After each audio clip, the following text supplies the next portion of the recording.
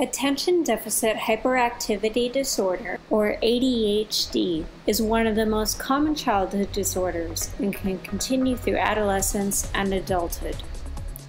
Symptoms include difficulty staying focused and paying attention, difficulty controlling behavior, and hyperactivity. The disorder affects 9% of American children aged 13 to 18 years old. The average age of onset is 7 years old. Often, teachers notice the symptoms first when a child has trouble following rules or frequently spaces out in the classroom or on the playground. Parents may notice that their child loses interest in things sooner than other children or seems constantly out of control. Boys are 4 times at risk than girls, although this may be because boys are more likely to have hyperactivity than girls and be noticed in the classroom, while girls are having problems with attention but not causing much of a problem in social settings. Like many other illnesses, ADHD probably results from a combination of factors.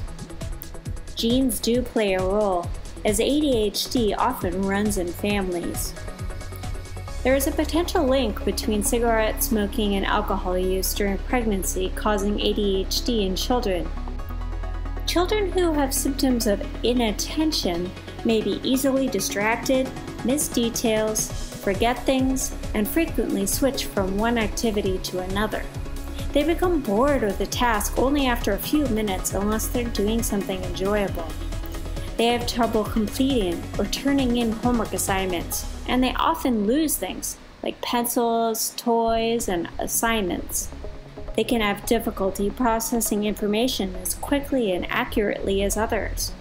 They struggle to follow instructions. Children who have symptoms of hyperactivity may fidget and squirm in their seats. They can talk non-stop. They often dash around, touching or playing with anything and everything in sight. They have trouble sitting still and difficulty doing quiet activities. Children who have symptoms of impulsivity may be very impatient, blurt out inappropriate comments, show their emotions without restraint, and act without regard for consequences. They usually have difficulty waiting for things they want or waiting their turns in games, and they often interrupt conversations or others' activities. Treatments include medication, various types of psychotherapy, education, or training. Treatments can relieve many symptoms, but there is no cure. The most common type of medication used for treating ADHD is called a stimulant. Although it may seem unusual to treat ADHD with a medication considered a stimulant, it has actually a calming effect on those with ADHD. ADHD is one of the most easily treated disorders.